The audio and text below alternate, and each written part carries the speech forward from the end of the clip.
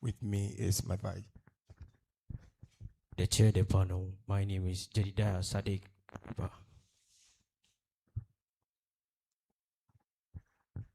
Dear aspirants, it was brought to my notice that one of you have a midterm. Is that accurate? The chair of the panel, no. So if this process should extend to 9 p.m., you would be okay?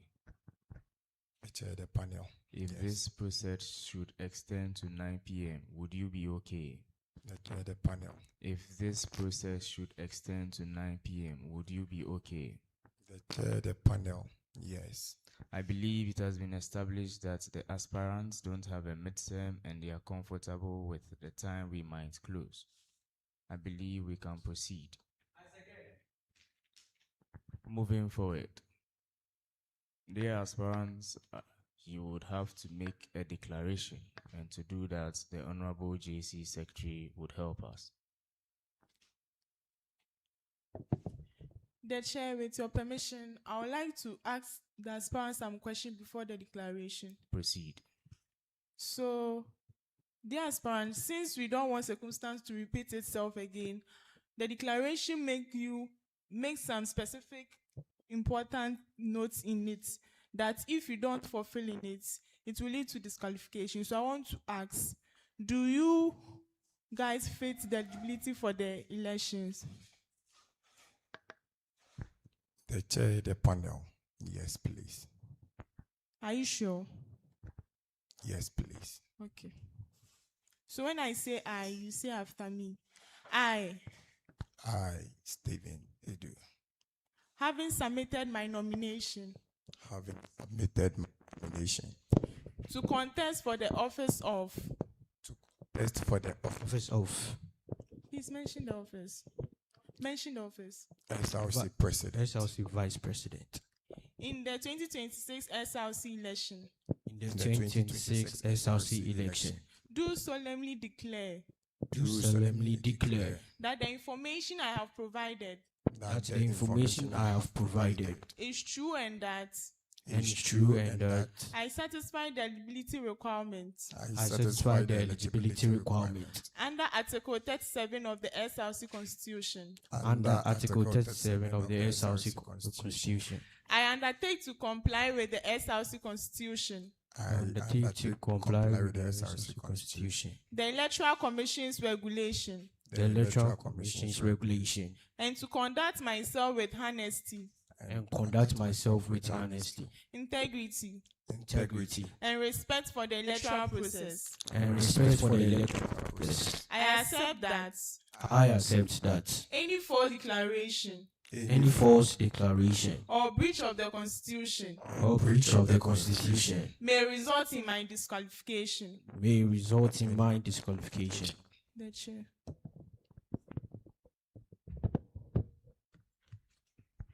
Before we proceed, I would like to ask if any of you is drowsy. Dear aspirants, are you drowsy?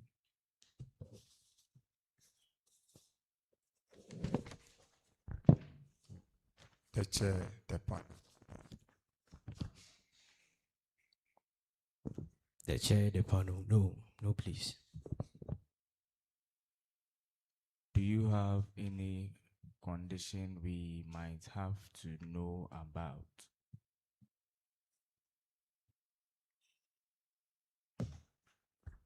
The chair, the panel, no, please. The chair, the panel, no, please. Is any of you under the influence of drugs? The panel, no, please. The chair, the panel, no, please. Dear panelists, I believe we can proceed to check item 1. Yes, Honorable Phyllis. The chair, thank you. I believe they've not gone through the traditional procedure. Yes, so we are getting to that. Thank you. Dear aspirants, I would require you to approach the desk halfway. You pause for 3 seconds and then you return to take your stance. So the aspiring SRC Vice President, kindly begin.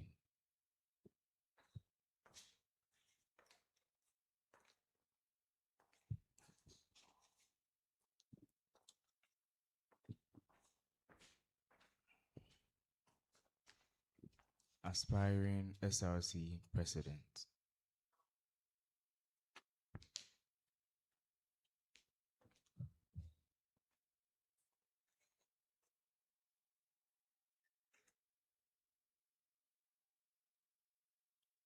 I believe item 1 has been assessed.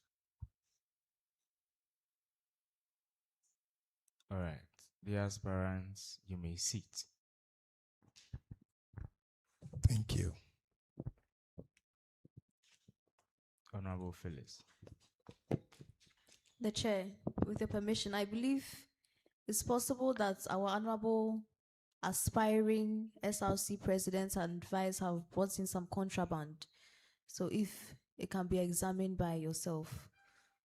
Thank you.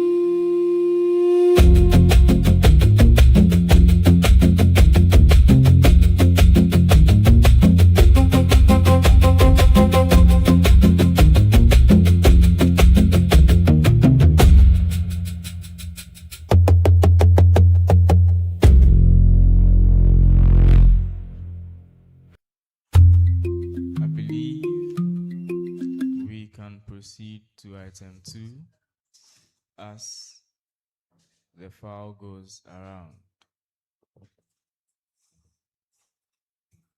For item 2, I'll give room for 8 questions. If there's the need to extend, we will extend. Who is setting the ball rolling for item 2? Honorable Phyllis.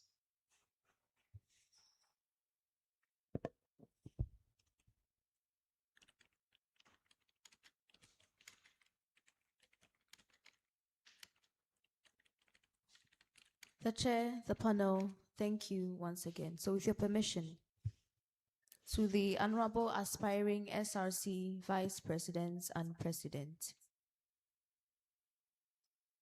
I am going to ask a question. Please take your time, pay attention. I'll give you 5 seconds and then you respond. And as President has been set, any response you give must be based on the SRC Constitution. Ideally, you should mention the article from which it is from to get the full marks. All right.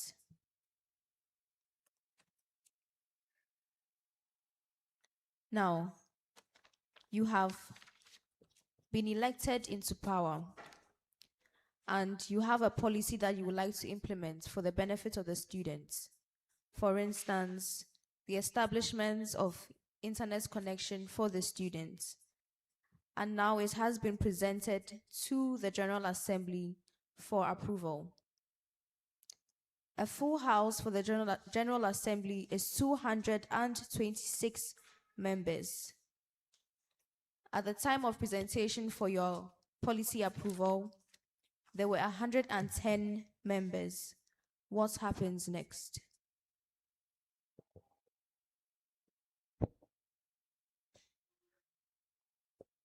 Would you like me to repeat it? All right. You have presented a policy for approval at the General Assembly. A full house for the General Assembly is 226 members. At the time of presentation, 110 members were present in the House. What happens next?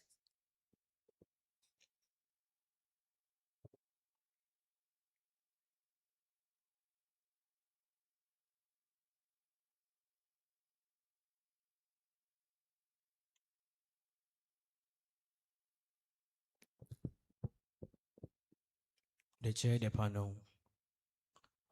Please, that policy will not be accepted because per the constitution, you are supposed to get 50%, 50 plus 1 of the total membership of the GA before the policy is being accepted. Thank you. Thank you. That was well answered. My next question. You have presented your policy to the General Assembly. And based on that policy, for instance, you took a unilateral decision. Let me rephrase my question. Without presenting a policy to the General Assembly, you took a unilateral decision to go ahead and implement it. The Judicial Council now gives you a decision labeling the decision that you took as unconstitutional. What do you do? And kindly base it on the Constitution.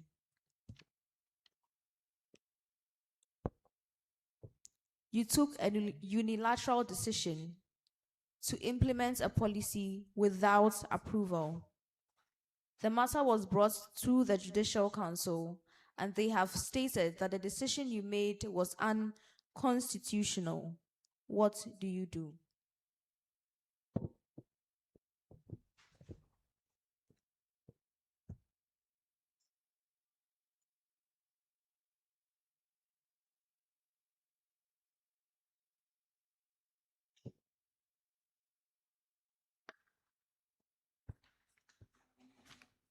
The chair, the panel. Please, the policy has to be withdrawn. And on what foundation are you stating your decision?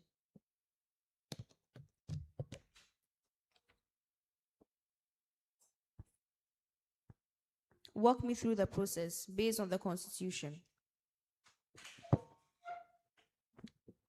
The chair, the panel. The policy will be withdrawn because GA, all policies has to pass through GA, and GA has to approve the policy. So since it didn't pass through GA, I think the policy would be withdrawn. Thank you. Would you like to come again?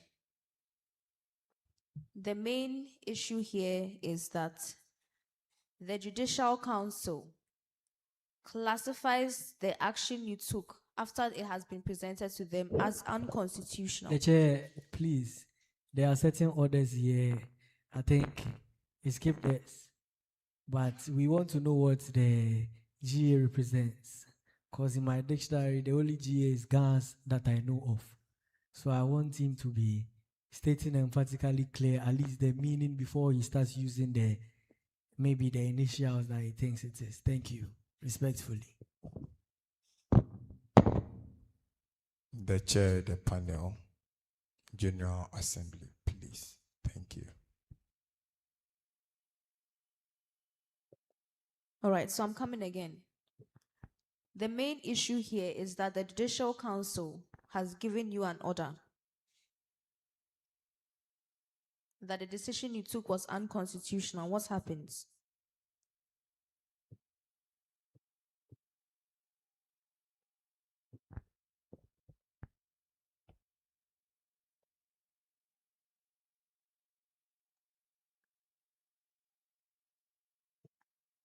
The chair, the panel, the policy would be withdrawn. Okay. So another opportunity. What happens if you decided to still go ahead with it?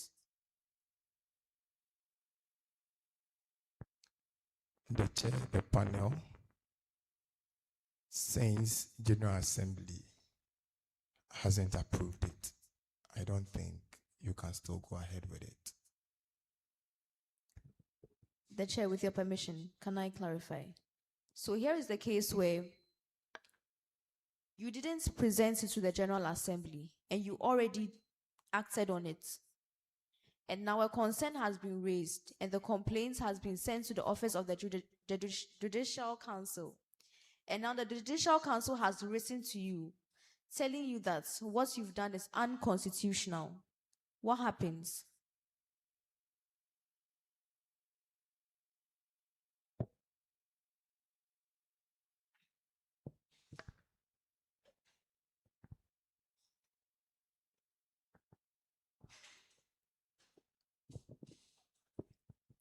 The chair, the panel.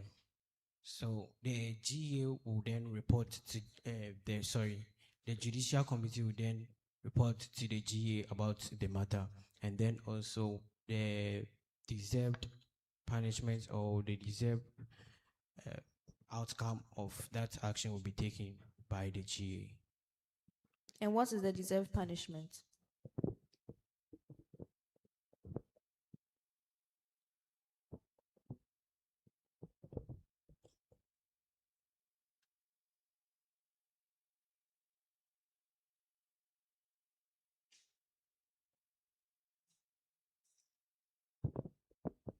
The chair, the panel, please. I think I've missed that. All right, the chair, with your permission.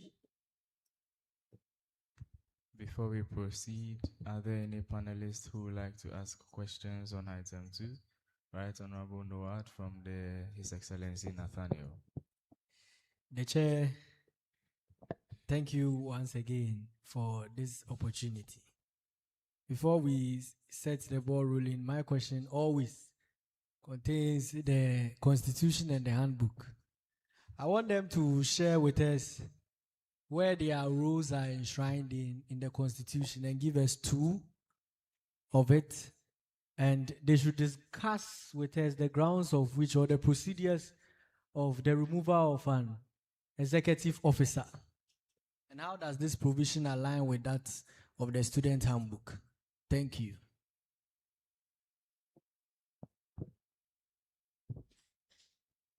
And this is for both candidates. Yes.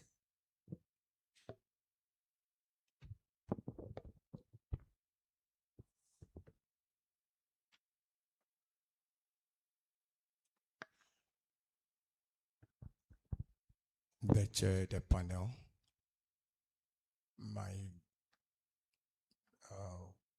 role as the role of the SRC president can be found in Article 27 of the Constitution. And as the president, I'm the signatory to the SRC account, and I sign all documents in respect of SRC or in the name of SRC. Thank you. I said two. You said one as a signatory. Signatory, and I sign all documents. Okay, yes. The chair, the panel. The role of the SRC vice president is at Article 8 of the SRC Constitution, and the role of the SRC vice president is to act as an ex-officio member of all the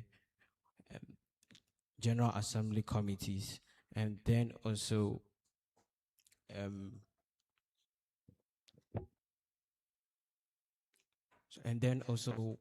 take at the absence of the SRC president. Thank you. Then, per which grounds do we remove an executive officer? As that was the handbook one. Per which grounds do we remove an executive officer?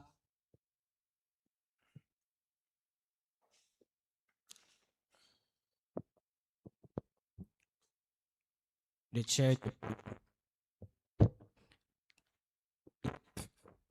If the executive officer is found to have embezzled funds of the SRC. Is that stipulated in the Constitution? Only that? Or that is what you know to the best of your knowledge? The chair of the house. The chair of the no. Please. And then also if the out of the role, the oath he has sworn. Thank you. The chair, I think they've tried, but for the sake of other members, I'll keep the answers to myself as it will run through. Thank you. Excellency Nathaniel. After that, Right Honorable Michael. Chairman, thank you very much for the opportunity to ask my questions. So I have two questions to ask you. One is, who is a junior member of the school, and how do you become a junior member of the school? That's the first question. Then with the second question, what is the main agenda of the annual Congress? Thank you, Chairman.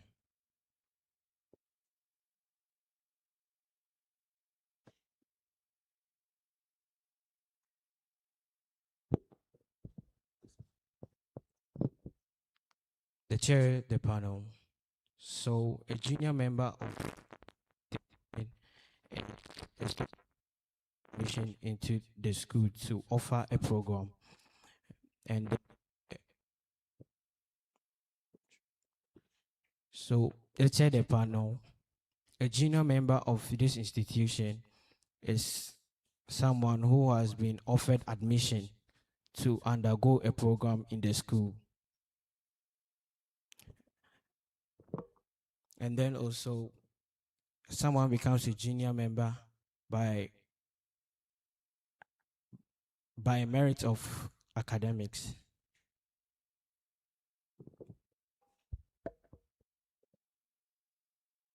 Chairman, I would like if you can take the question. Sorry, the answer again. The chair, the panel.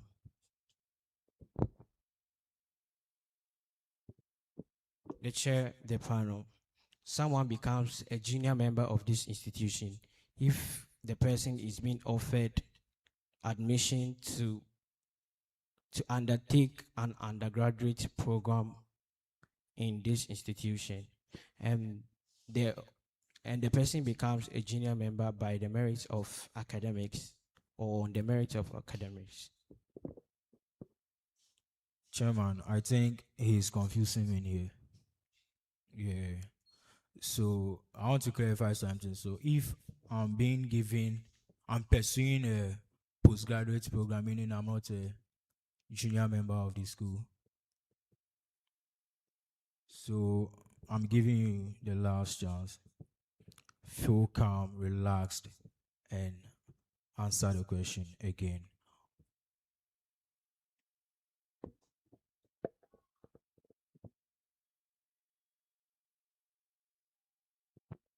The chair of the panel. So, a junior member of this institution is someone who has been given the admission to undergo a program in this school. Thank you. Okay, so let me take the question again. So I said that was the first one. Who is a junior member of the school? Who is a junior member of the school? And how do you become a junior member of the school?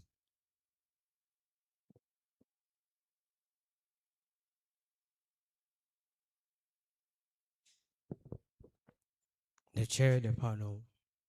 A junior member is someone who is undergoing a program in an institution, and someone becomes a junior member by gaining admission into the institution. Your chairman, I'll take it like that. You tried. And the second question, the main agenda of the annual congress. The chair of the panel. The main agenda for the annual congress is for leadership capacity training. Thank you. Chairman, I'll take it. You tried. Right, Honorable Michael. Thank you, Mr. Chair. Honorable aspirants, President. According to Article 24E, the Executive Council shall, in times of emergency, have the power to act promptly without prejudice to any other provisions of the Constitution. On what conditions?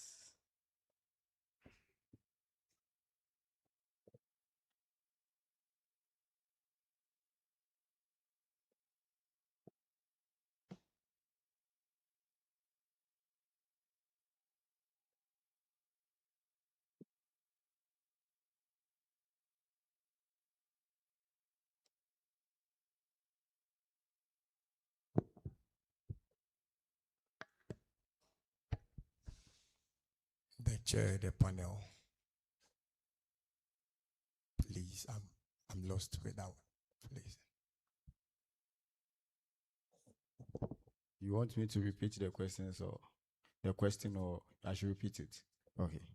So according to Article 24E, the Executive Council shall, in times of emergency, have the power to act promptly without prejudice to any other provisions of the constitutions. On what conditions do you have this authority?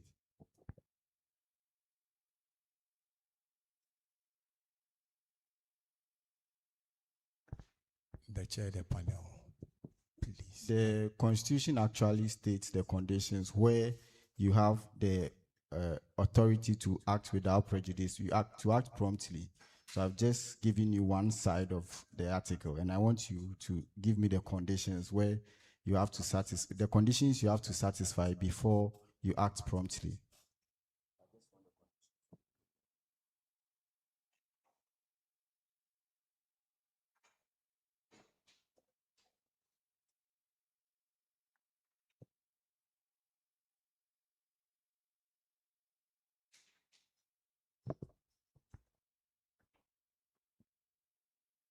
The chair, the panel. I don't know that one. So, second question.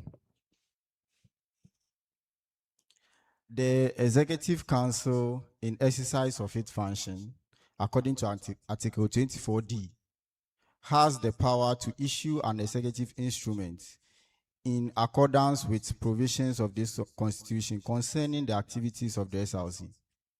Now, I want you to create a scenario where you will have to issue an executive instrument.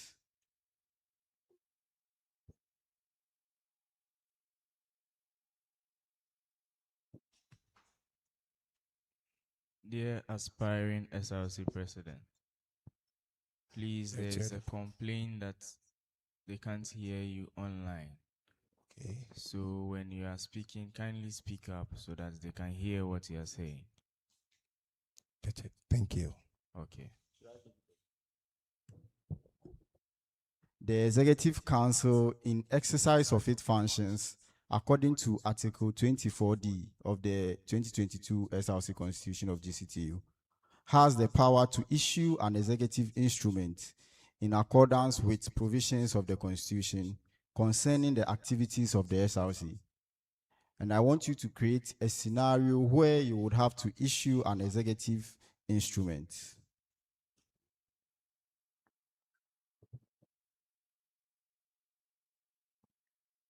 The chair, the panel. I think I don't know that.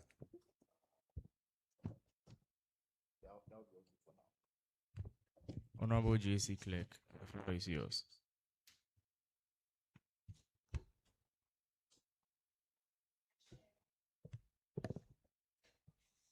So this question is directly to the SRC president. So as SRC president, if GA passes a resolution that you believe the SRC, if GA passes a resolution that believes violate the SRC constitution, will you implement it because it came from the highest decision-making body? Explain your answer with article. Thank you. Please, did you get a question? Again. I should come again. So, as the SRC president, if GA, General Assembly, passes a resolution that you believe violate the SRC constitution, will you implement it because it came from the highest decision-making body?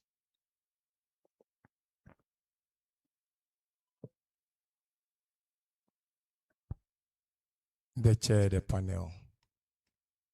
Yes, since it came from the highest decision-making body. Why?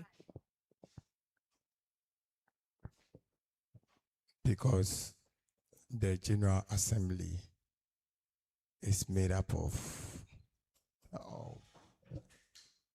that is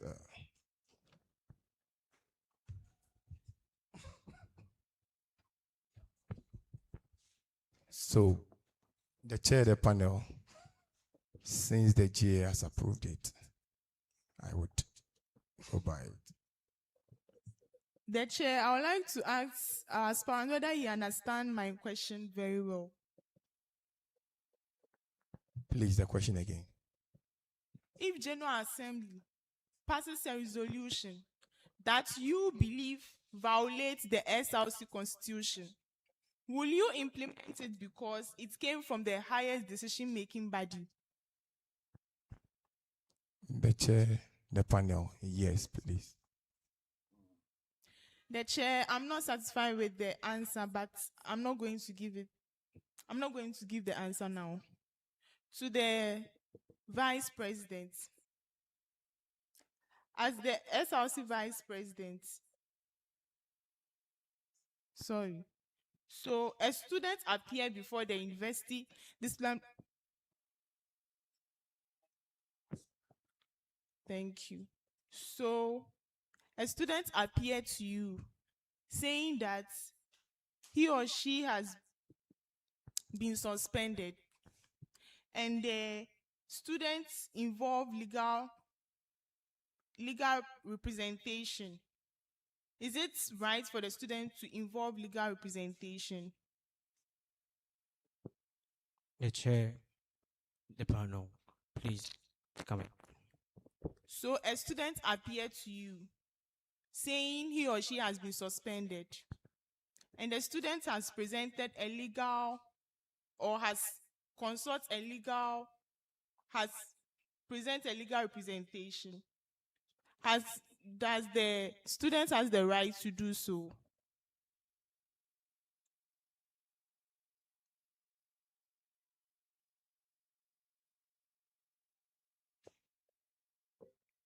The chair, the panel. Yes, please. The student has a right to a legal counsel. Okay. I want you to state the supremacy of the Constitution. Any of you can state it. Thank you.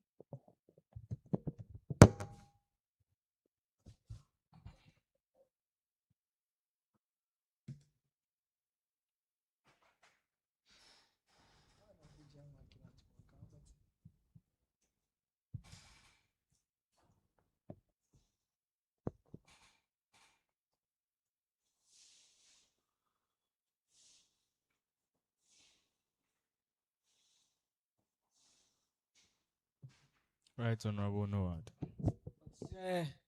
I believe, even though we gave them the right to take the room, but as candidates, I believe here is not as aspirants. Yes, I believe here is not a room for them to take all our time in Jojoring, because I think this question should be taken away, because if they can't answer, then we proceed to the next item on the list, because they almost have been looking at them closely, and after every question they take 10 minutes to answer, which is a bizarre. The chair, without much ado, and we are also streaming too as well. We pay for the time limit and everything, and they have taken too much, else it will be disadvantageous to other panelists who have been vetted. So with much respect, if there should be time, then if they are unable to deem fit, we proceed to the next items as we assess them. The chair, with all due respect.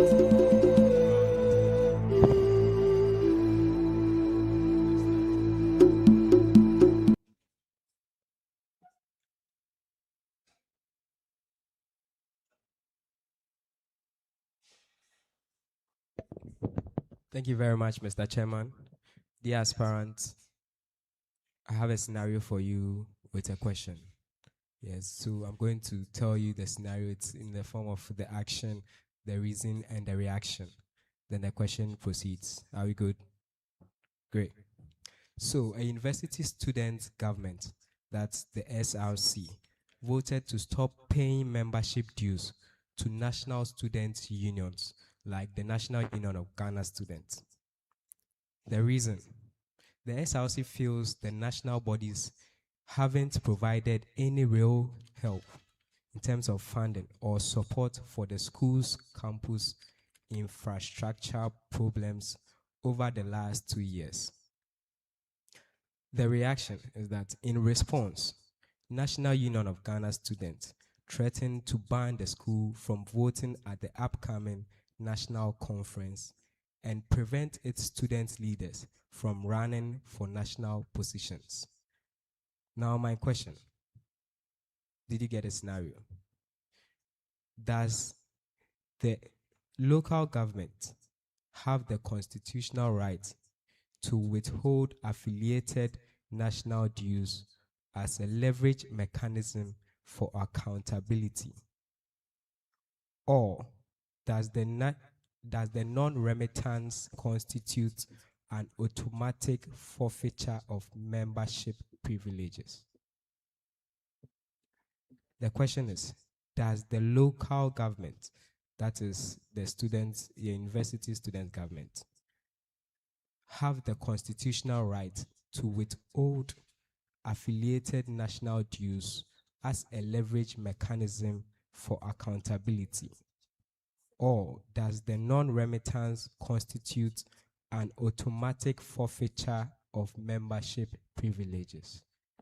Thank you.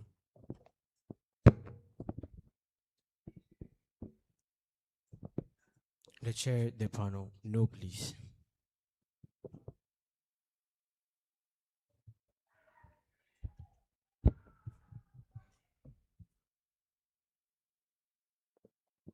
The chair, the panel. No, please. Elaborate on that.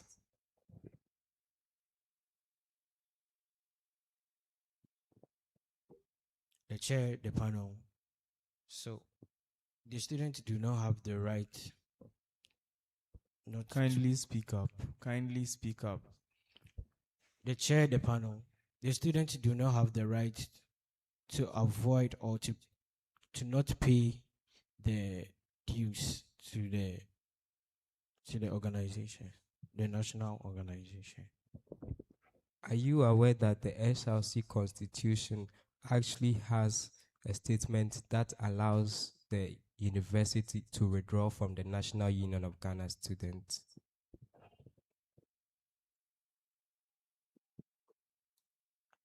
The chair the panel. No, please. So I'm telling you there is such. So would you like to try answering again? The chair the panel. Please come again. Would you like trying to answer the question again? The chair the panel. No, please. Thank you very much, Mr. Chair. Right Honorable. Mr. Chair, with your permission, I would like to take them through some true or false questions. Carry on. Yes. So the first one, no candidate, his representatives nor supporters shall campaign whilst voting is in progress, except by permission of the General Assembly. True or false? No candidate, his representatives nor supporters shall campaign whilst voting is in progress, except by permission of the General Assembly. True or false? False. Okay. The president, according to Article 67, has the powers to interpret and enforce the SRC Constitution. True or false? It's a question. The president, according to Article 67, has the powers to interpret and enforce the SRC Constitution. True or false? False. The president, under Article 70, has the authority to dismiss all reports presented by the audit board. True or false? False. The president, under Article 55, has the authority to dismiss, contribute, or add to proceedings of the General Assembly. True or false? Please, the question. The president, under Article 55, has the authority to Right dismiss. Honorable Noad.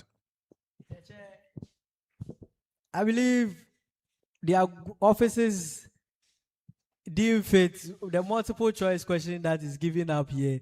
We don't receive an answer. We don't receive any head on the multiple choice.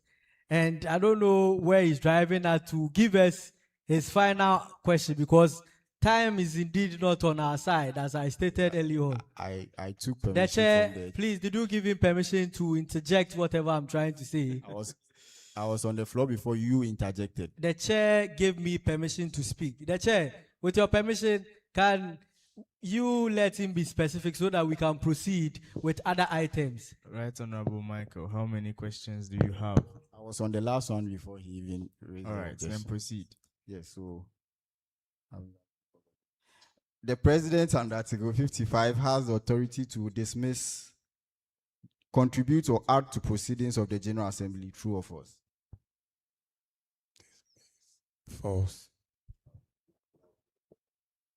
Were all answers accurate? Yes. All right. I think we can move to item 6. Item 6. 5 questions from there, and then we proceed. Whilst we are assessing item 6, we can also do that for items 4 and 5. So items 4, 5, and 6. Yes, His Excellency Nathaniel, the floor is yours. Thank you very much, Chairman. So, with 6, I have 2 questions over there. And the question goes to the aspiring SRC president. First question: who are the principal officers of the school? Mention their position and their name. And you make sure you add their title to their name as well.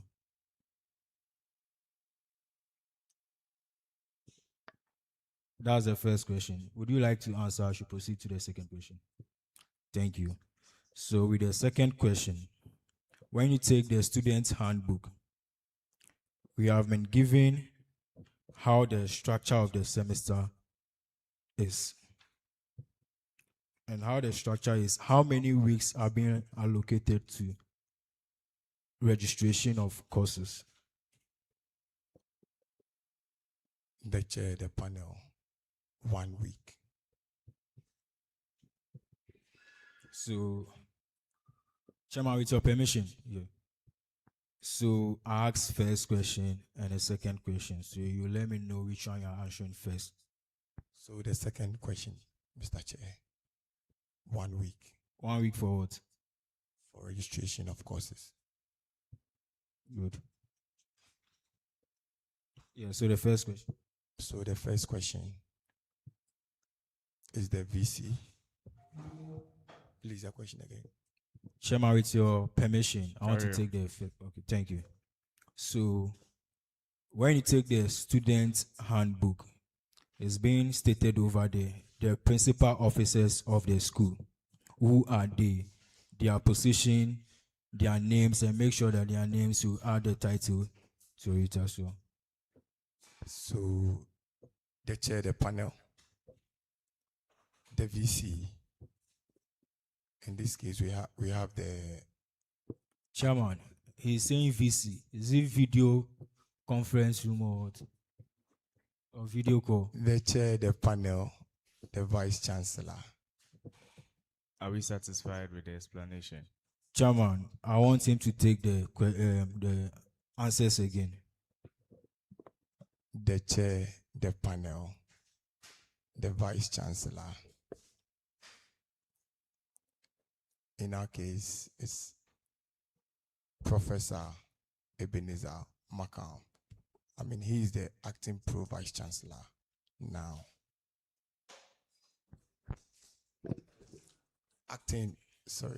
The chair, the panel, the acting vice chancellor now. Chairman, please, with your permission, I want him to take the answer again. The chair, the panel, we have the vice chancellor, and the acting vice chancellor is Professor Ebenezer Makam. Should I continue? Are you done? No. We have the registrar. We have the finance director, who is in the person of Mr.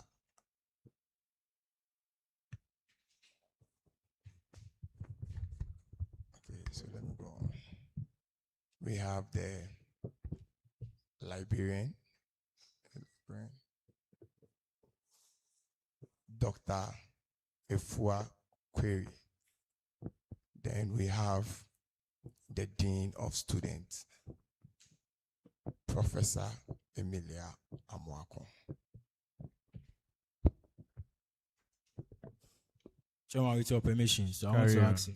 Are you done with the answers? Yes, please. Okay, so per the student handbook, the principal officers in the school are the council chairman, that's the governing council chairman of GCTU, and the vice chancellor of GCTU. So the governing council chairman, his name is Engineer Divine Deladem Betigo.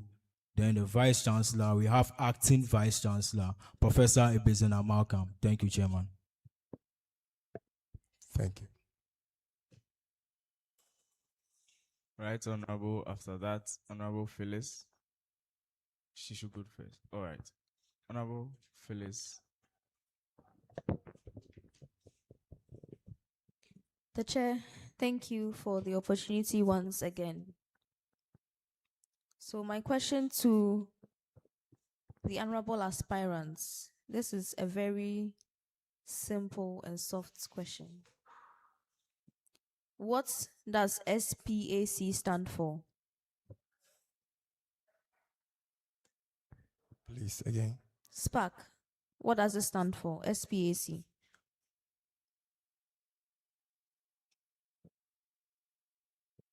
As per the student's handbook.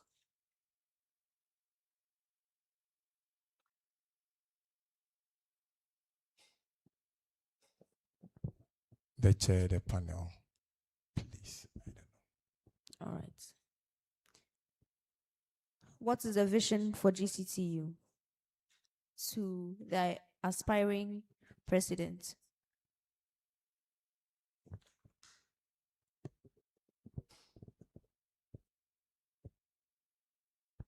The chair, the panel.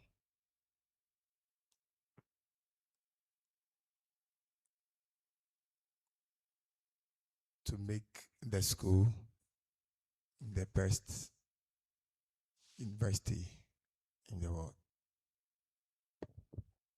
Please come again. The vision for GCTU.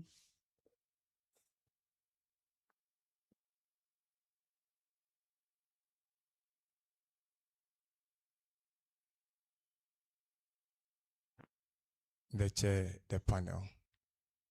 The vision of the school is to make the school one of the best in information technology in the world. Information communication technology.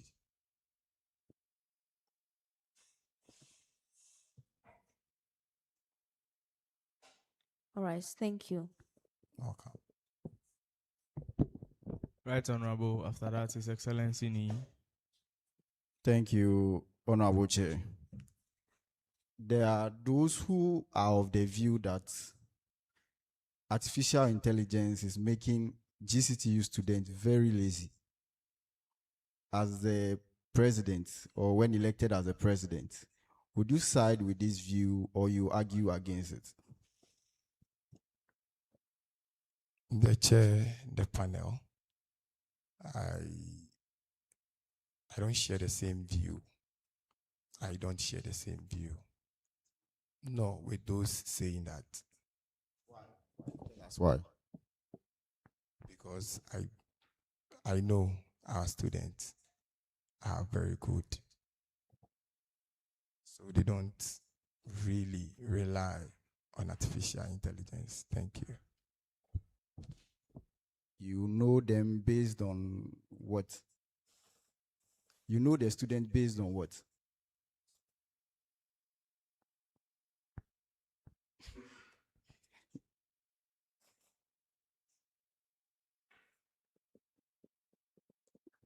Thank you, Mr. Chair. His Excellency Ni. Thank you very much for the opportunity. Dear aspirant, once again, a scenario-based question. Say a student by name Abna is in a final semester of level 400. When results are released, she finds out she failed 4 papers. She is worried she would have to stay an entire year just to repeat those 4 courses. Are you aware there is a special receipt for such student, and is she eligible to take that? Yes, please. The chair, the panel. Is she eligible to take that test? The chair, the panel. Yes, please. Mr. Chairman, honorable panel members, if she had trailed at least some courses below 4, that is 3 and below, she would have been eligible to take the special receipt. But if it's beyond 3, she would have to stay an extra semester. Thank you very much. Thank you. Right, Honorable Noad. The chair, thank you once again. On current affairs, I believe as SRC presidential aspirants, they should be well knowledgeable on the schools together with its departments. Information reaching me here is that both aspirants have been joining, so they think we'll go by the usual names. So I want to change the course of the narratives. I will state the following abbreviations. You can give me the names up front when I state. They are just 5. Or I will list all of them to you and you still take you 5 seconds to deliver them. So which side will you take? They are all abbreviations of departments or areas on this campus. So which one, the chair with your permission, I would like them to decide on which one they will take. Dear aspirants, which mode do you want? One by one, or you The want chair, all the five? panel, one by one.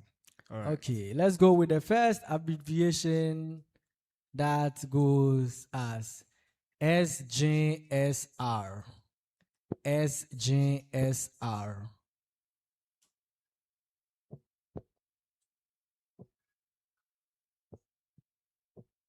SJSR.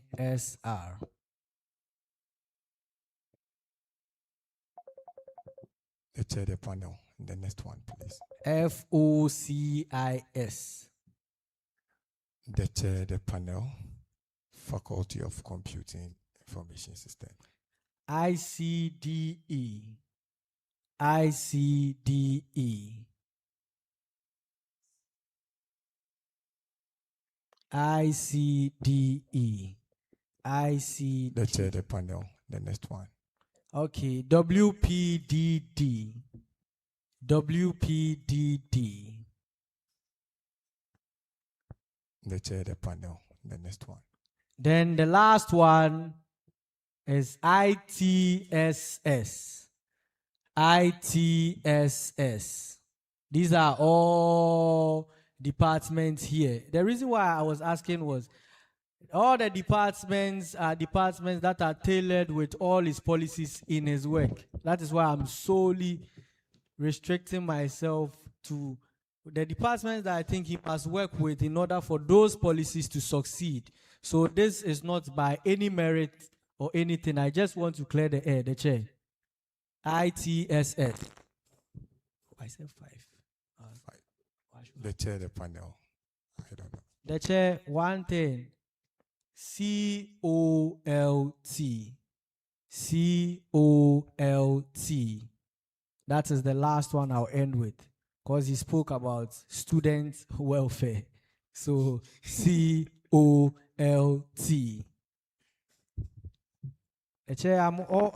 I'm not cutting them, but I'm doing this because people think we go with some form of regime. So they started learning only those reforms. And I want to tell them that the questions, we have more for you. So be prepared. COLT, or as you mentioned, the ones that you have mentioned 6 so far. You've answered one, that is FOCIS. The chair, the panel. COLT. I know it's court, but I know the office, but to be honest with you, I'm lost. I also know FOCIS is forces, but he didn't give me the name. So should I go over, or you are okay with the answers that you have given me? I'm okay. The chair, the panel, I'm okay. You're okay. The chair, with all respect, we can proceed with the next proceedings. Thank you for the chance. Honorable JC Clerk. No, you can keep it for those online. So, my question is, your campaign promised 10 projects. Your campaign promised 10 projects. 6 months after assuming... Right, Honorable Noad. Chair, I believe we are on item 6. This is to draw attention of the people in this house that they should follow your proceedings and go in line with it. We are still on other matters, and I think this is reference. Please, the chair, did you give her a chance to speak? With your permission, I seek permission. So I think it is fair if she listens to me. We are sticking, I want to record the panelists that please, we are still sticking with item 6, which is other matters. Thank you. Honorable The Phyllis. chair, the question I'm asking is on other matters. Wait. Item chair. 6. Item 6. We've not gone to item 7 yet. We are still on item 6. Yes, please. The chair. That was the clarification I wanted to make. All right. Yes. Well, on current affairs. Is Okay. Can I ask different question now? yes. Please, since we are on current affairs, Ghana recently faced flood. So I want you to give me the name of the agency that deals with flood? Thank you. The chair, the panel, not more. His Excellency. I don't know what's Nadmo. I believe Nadmo, they have a full meaning, so you should let us know the full meaning of Nadmo.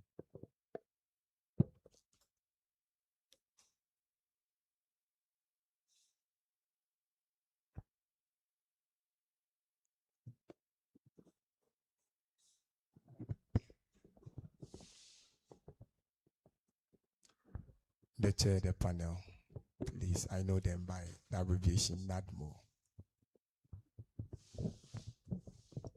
Please come again.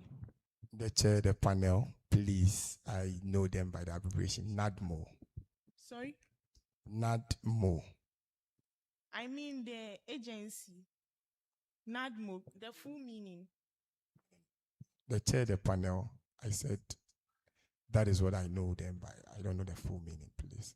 So, you don't know the full meaning of NADMO? Like, it's just NADMO. Yes, please. The chair. Thank you.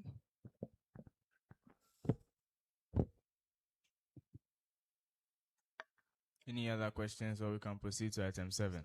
I second. All right, right, Honorable. Yes, so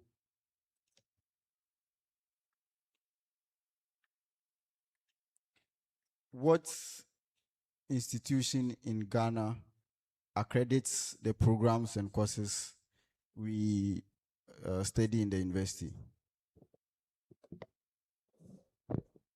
The chair, the panel, Ghana Tertiary Education Commission, GTEC.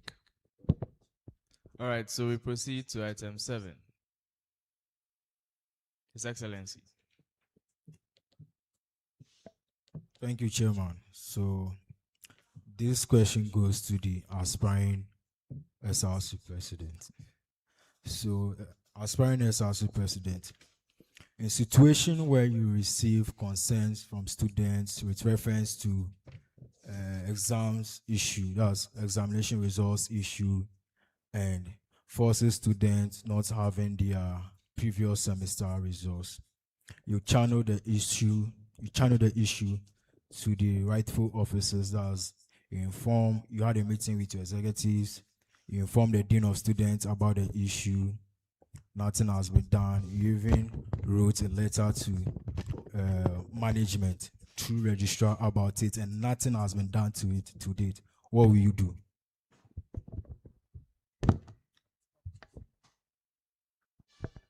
The chair, the panel.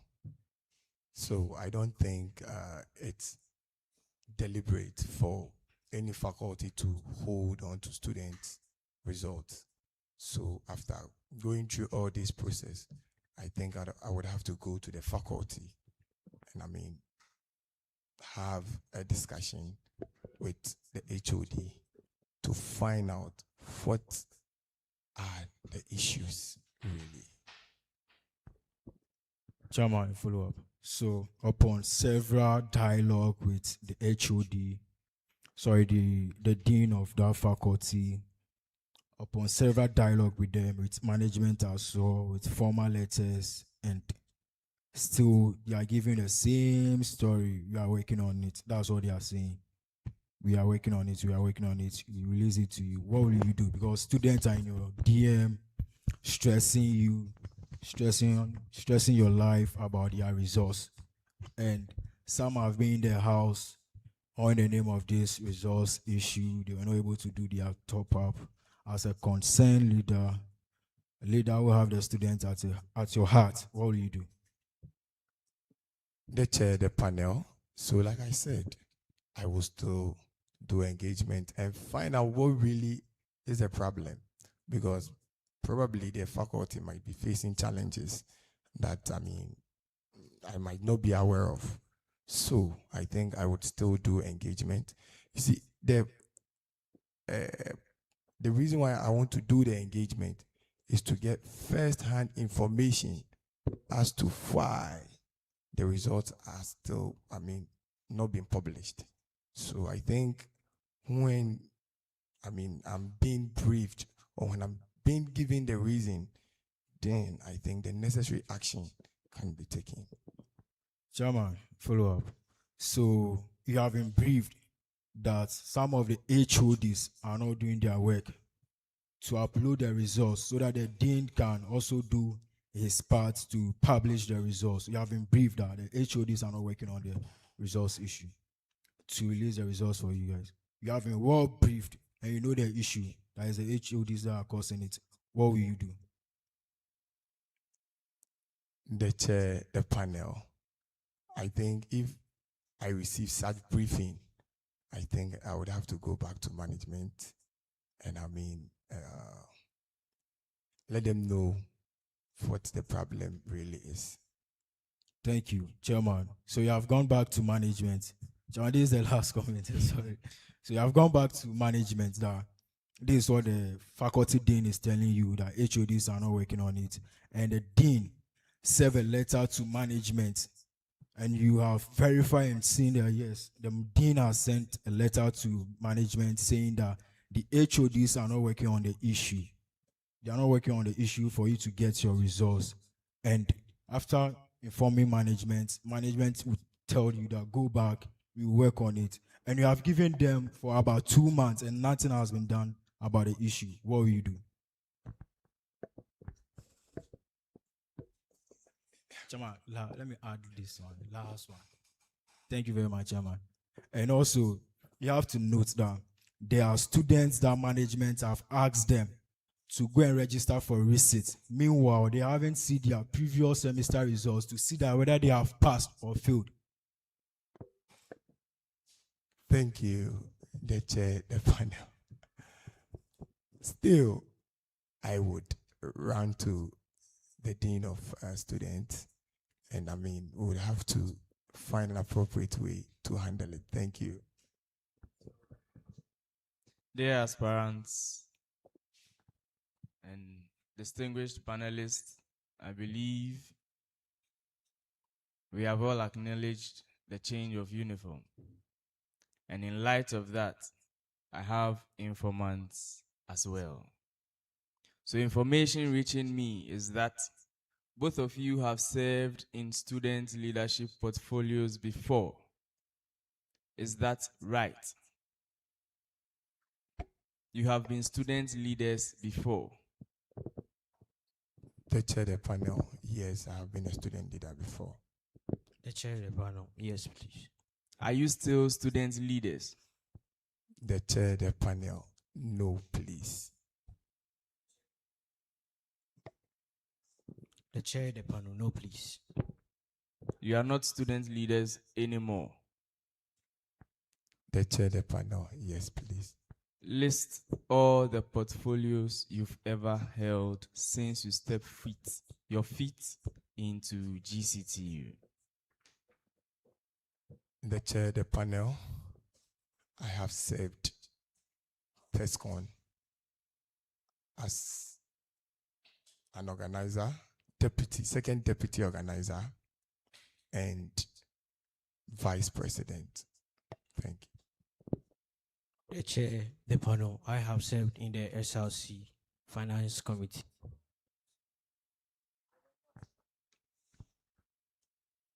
The chair, the panel. I have served in the SRC Finance Committee and also the SRC Audit Committee.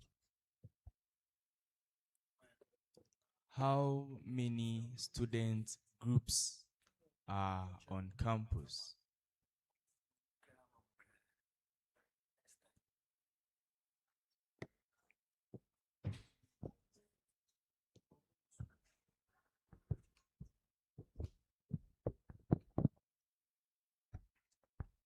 The chair, the panel.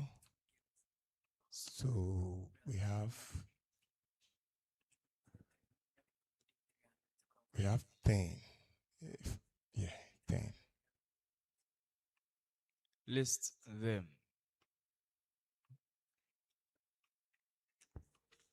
We have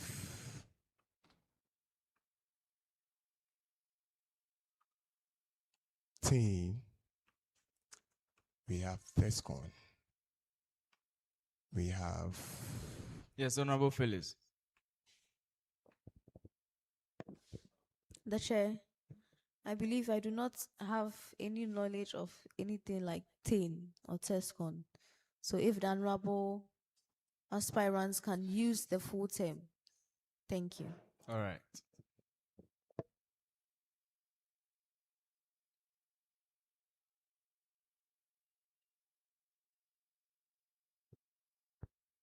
The chair, the panel with ESCON is tertiary confederation. Wait.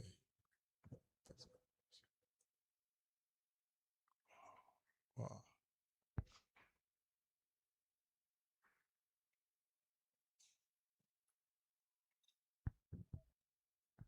Sorry, sir. Aspiring vice president, I think you can take it out from there.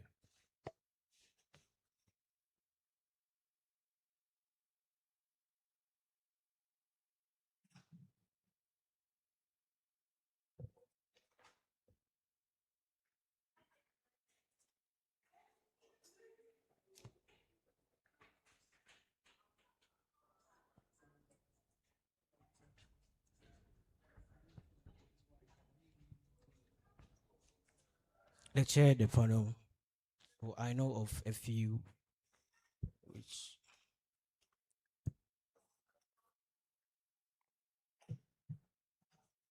so I know of Tintin, the full meaning is tertiary education.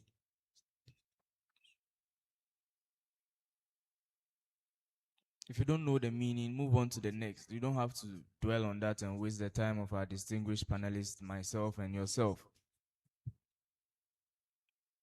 The chair, the panel. I think we have a lot, a number of them. So list them.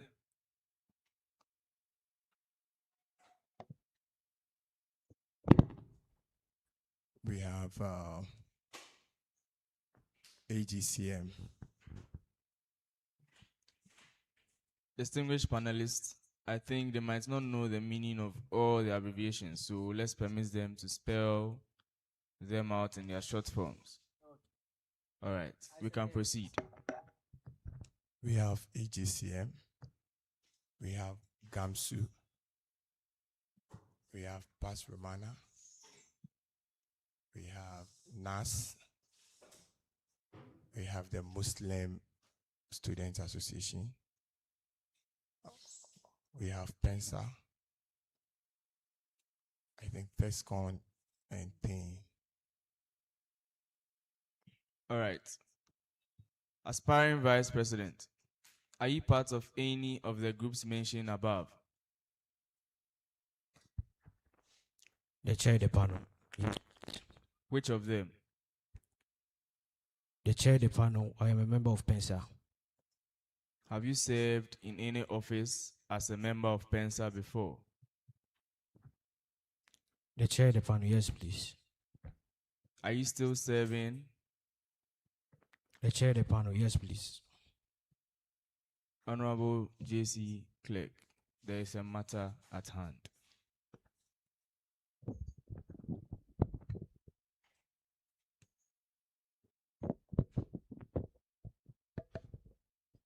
The chair, with Article 48, Clause A, says that any executive officer or member of SRC may resign from his or her office or membership at any time and shall inform the chairperson of the Judicial Council of the SRC within 5 working days before effective date of resignation. So, you are supposed to resign from PEMSA. Thank you. Chair, the panel. Thank you. Not resign from PENSA, you're supposed to resign from the office you hold there. Honorable aspirant, is that clear? The chair, the panel. Yes, please. I believe before we proceeded, you were asked if you are eligible to aspire for the position. Yes or yes? I think this is a point of order here. I think the question we should be asking the aspirants are, which year did they assume those offices? Because I see them emphatically stated in their CVs, but it looks like the years are some a year old, yeah. So, and some too are just absent. So we want to find the years, whether they are recent, in order to judge the status of the resignation. So with your permission, I think we have to confirm that first. All right. Dear aspirants, I think you know the information we need. So kindly provide those information.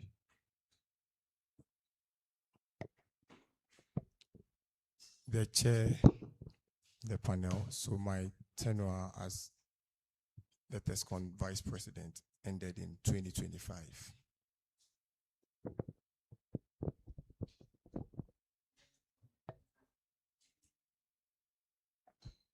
The chair of the panel. So I was signed or I was handed over some few weeks ago.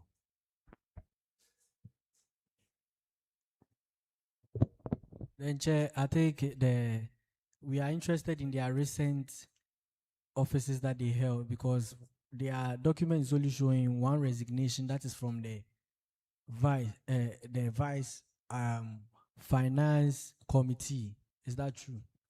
The chair of the panel, yes, please. That is the only resignation we have. That is why I wanted to confirm. If it were to be recent officers, with your permission, I ask that they will be disqualified as per the declaration that they stated.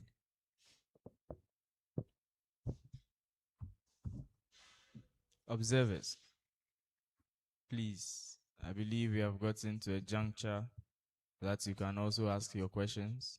Then from there, we come back to the honorable panelists to conclude. Do you have any questions for the aspirants?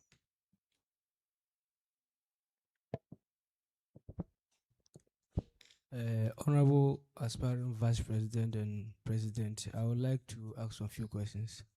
Okay, just put some scenario. Please, can you score yourself out of 10 based on your performance right now? Out of 10. Yes, out of 10. Just score yourself. Yes, based on your presentation and how you answer questions. Score yourself out of 10. Yourself out of 10. Yes. Just be realistic. Out of 10. Okay, the chair, the panel. So far, so good. Just give a figure. 7 out of 10. All right. Honorable Chair and the panel, we are talking about student leadership, and it's so clearly that you barely know what goes around this campus, because if you are to become a student leader, you don't know the department that are in this campus, and if you don't know them, it means that you don't know what they do there. Because clearly, I have some few questions, almost 15 questions, which I am not in that, but it seems, I will not say you are not in, but the mark yourself is not. Honorable Aspirant Vice President, I could equally ask you to score yourself out of 10. So I'll give myself, as my running mate also gave himself 7 out of 10. You scored out of 10. Yes. Okay. The reason why I asked them to score themselves is because you know yourself better than others, because you know the truth based on the answers and this thing you have given. I think those viewing will testify that, because we are looking at leaders that can defend us when it comes to, you can ask Honorable Nathaniel how it comes to city officers address. If we are not abreast with some of these issues, you will not be able to, at least sometimes you have to get to touch. Thank you very much. Sorry, His Excellency Nathaniel.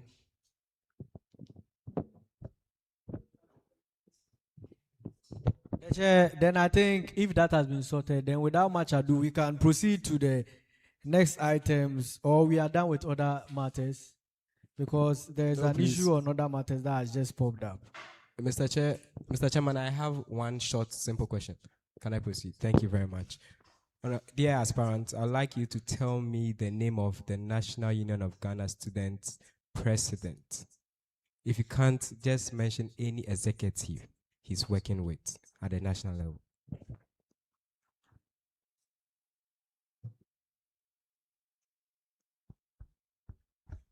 The chair, the panel, Honorable Ellen Appiah. What's her position?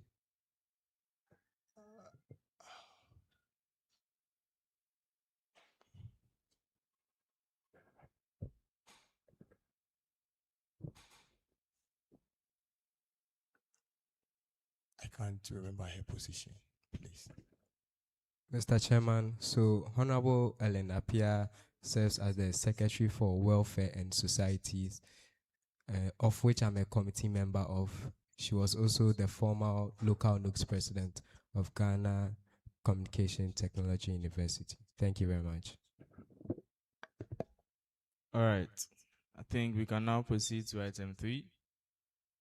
Honorable Noah, would you like to open the floor? The chair, thank you so much. Before even I open the floor, I want to ask them who drafted the policy statements for you.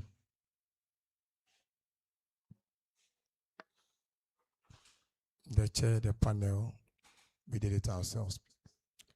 And I want their knowledge on the difference between a policy statement and a campaign.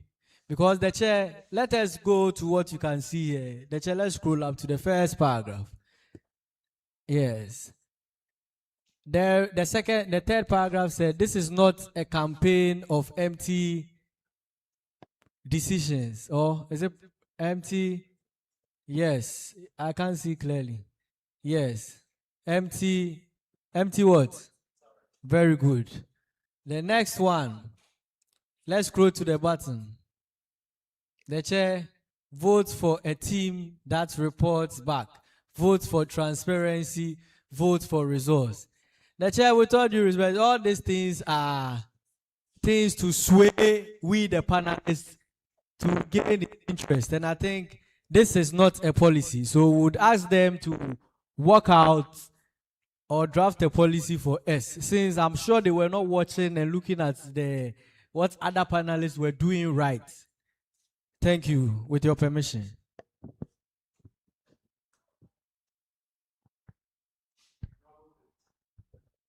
The chair, thank you. With your permission, I believe that Right Honorable submission is valid and stands. However, before we walk them out, we want to give them the opportunity to redeem themselves. So I would like you to pick one policy statement, explain it, walk us through it very thoroughly. I want practical implementation.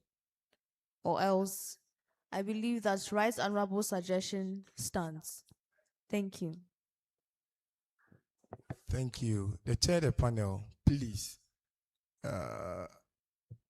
When we were submitting the policy statement, we were given a time frame, so we're in a rush. And The chair, I believe that is not an excuse. And unfortunately, the honorable aspirant has made matters worse for himself. Because if you are coming for a leadership position, in fact, the highest position of the land, and you are claiming that you drafted your policies in a rush, in fact, it is unacceptable, because it means that you have not truly thought about the interests of the students before putting your policy statement together. And I'm not sure why he has put himself in this tight spot, because I gave him the opportunity to simply pick one and elaborate. Yes, thank you. thank you, the chair, the panel. Honorable aspirant, would you like to proceed to explain and put yourself deeper into the pit, or you would like to explain the policies? The chair, the panel, I would explain the policy, but I just want to say it has been corrected, but I'll still explain the policy. So, I'm going to.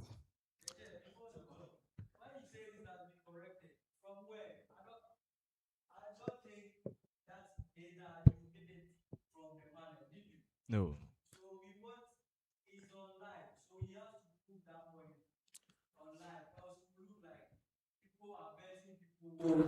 Under meetings. So it's either you retract the statement or put it on record. Chairman, please, did you give him the permission to turn his back and look at the projection? Because this is the second time he did that.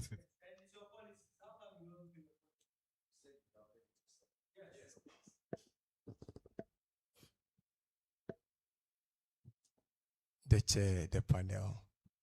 So we sent it to your mail and we brought a copy. When did you send it to our mail? Just this morning, please. Interesting. Dear panelists, I believe you have heard the answer.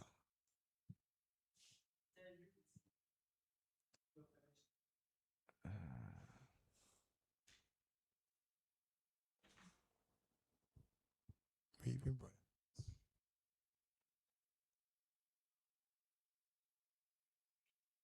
Did you say it was sent this morning? The chair, the panel. We tried sending it in the morning, but I don't know when. No, what did you say first? Did you say this morning? Yes. It's rather unfortunate late we morning. received 1:03 p.m. Okay. 1:03.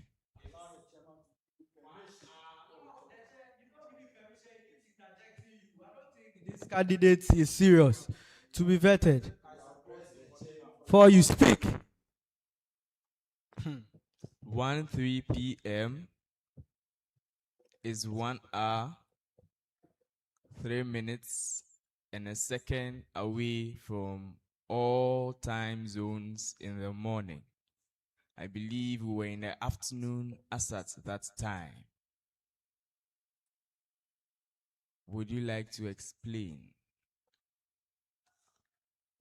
The chair, the panel. No, please. I'm sorry.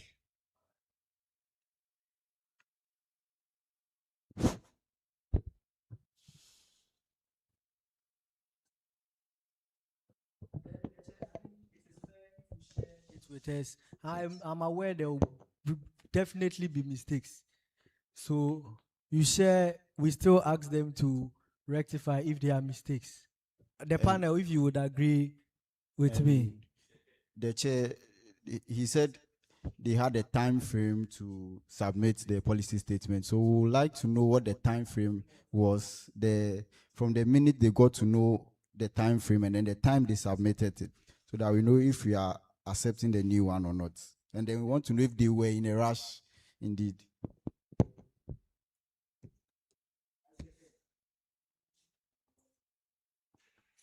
The chair, the panel.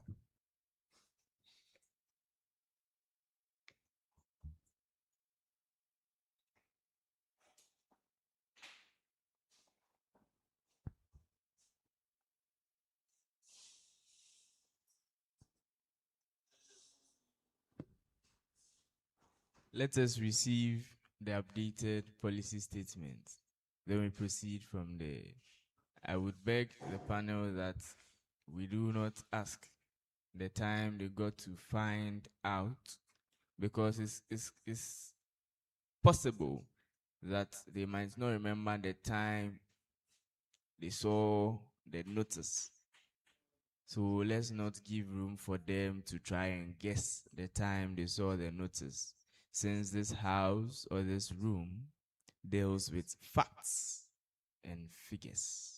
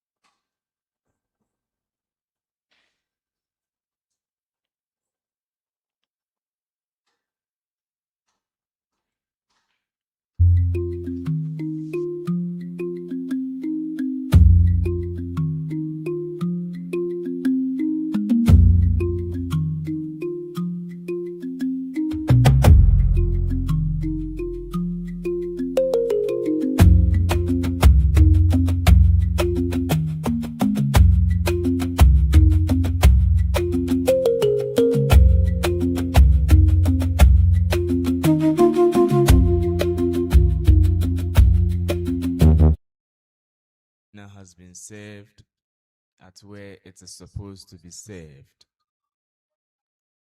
No, not yet. That's the side dish.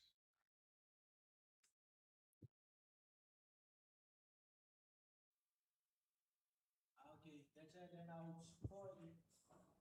It's in the group as a document. That's what the chair is saying. So very soon we will also have the side dish projected, and then we can scrutinize it. And the last line. So we have to confirm from those two areas whether indeed was in a rush and he has left.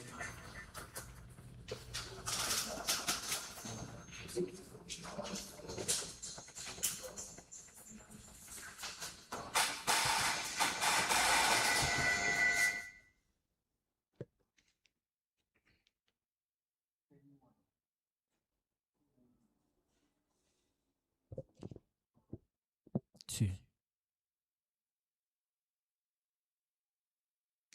The chair, I'm not sure this is the new one, because the new one that our able secretary has sent to us as the main dish, all those problems have been rectified. Yes. So I think to save time, instead of we working them out, let us give it to them now on their policies that they have served us with. All right. So the main dish is in transit. Okay. Sorry, the side dish is in transit. Yes. Okay.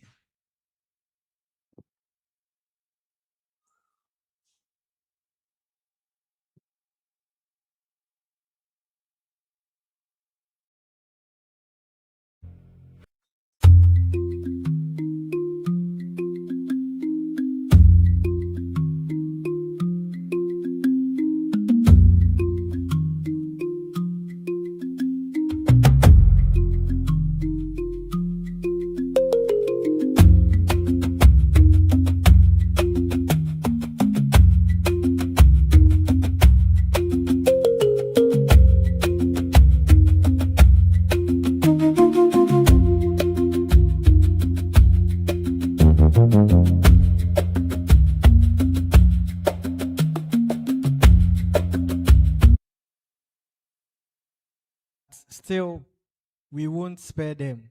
We are still using what we have here to score you. But to ease the pressure in the room, I want which of them went to other secondary school.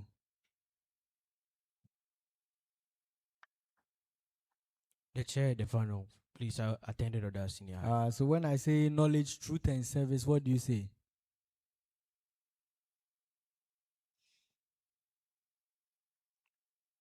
The chair, the panel. Please, I'm not abreast with that. The chair, I'm not sure he's a student from there, because I just contacted their headmistress and he says he doesn't know him.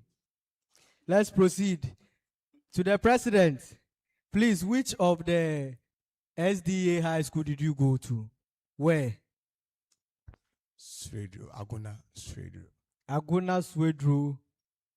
The chair, the data I have here is from Kufodia Bekwa and Sunyani, headmistress, respectfully.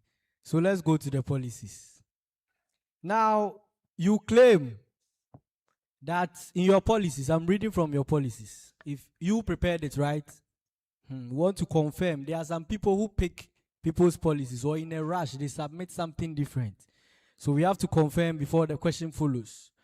Now, you claim the previous SRC leadership disappears after elections, and that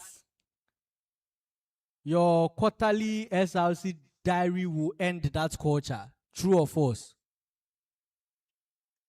That is very interesting, the chair. True or false? The chair, the panel. True. So this president, His Excellency, you run away. The chair, listen carefully to what is in his policies, if he wrote it. Yet, I want to put it to those panelists here that they have offered no public evidence of this concrete resource with all their leadership role they said they possess. Because an insider information says that even from his presidency, vice presidency as a TESCOM vice president. Still, after he won election, he disappeared. And Pensa are telling me that even with his position, he doesn't even come to church from insider information. So I want him to just name one specific project or system that he will lead that will still function without you. You said we disappear. We have accepted using your policy. So tell me, because when I look at all his leadership portfolios, even the TESCONI says they don't know him and they've not even seen him after he gained victory. He also disappeared. So I'm giving him the chance to redeem his disappearance by naming one specific event or a system that he will lead, or he will lead and will know that without him it is functioning, or he has led in those leadership office. I'm even disappointed in the one serving God. Even in the presence of God, they don't know him there. The chair, with your permission, can they proceed with the answering of the question? The chair, the panel. Please, I want to find out. Is it in my former portfolio? Your former has been already decided that you don't show up, you have disappeared. So now in your policies, what will you leave behind? Or you want me to dig into your former, your past? The chair, the panel. No. Okay, so what will you do to leave behind? The chair, the panel. So I'm going to build a robust data for our private hostels outside campus so that we can easily identify where our students are. Thank you.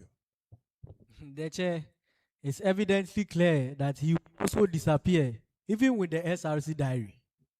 Because I thought he would stress on the impact of the SRC diary. He said there will be a quarterly SRC diary that will elevate all the disappearance that even His Excellency has done. So he's not telling me the purpose of the diary. The diary, all the data of us in hostel will go into that diary. Which book? Full scarf or note one? The chair, the panel.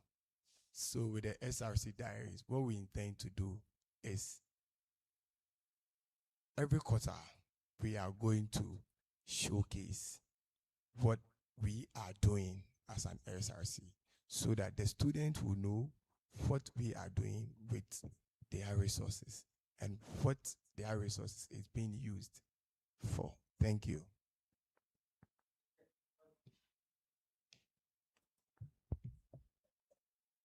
Any questions? Any submissions?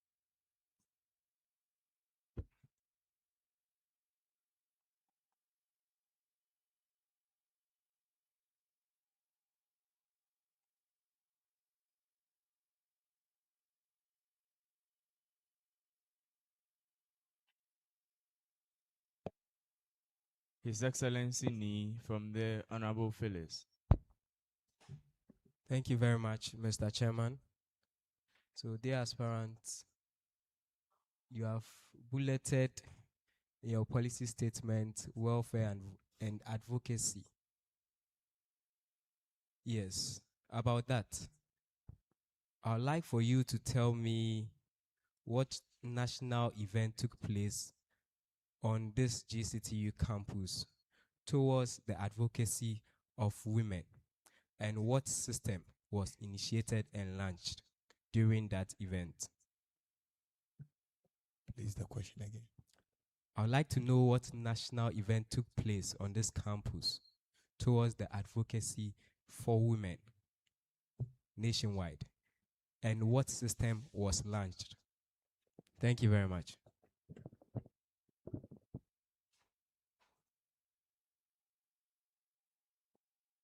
The chair, the panel. Thank you for this question. So this program was organized by the local NUCs, and they had in attendance the former second lady of the country, that is Hajia Samira Baumia, in attendance. But the program has escaped me. Please. I would like to know what system was launched during the program. That has also escaped me, please. So, Mr. Chairman, the program is the National Young Women Leaders Summit. And then the National Women Podcast was what was launched during the event. Thank you very much. Honorable Phyllis. Thank you. I believe that will be the last submission from our panelists. Hey. The chair, thank you for the opportunity. The chair, I would like to ask the honorable aspirant. Policy number 4 that you've outlined, transport and safety. Walk me through it and explain exactly how you intend to implement it and what innovative solution are you introducing? The chair, the panel, thank you so much for this question.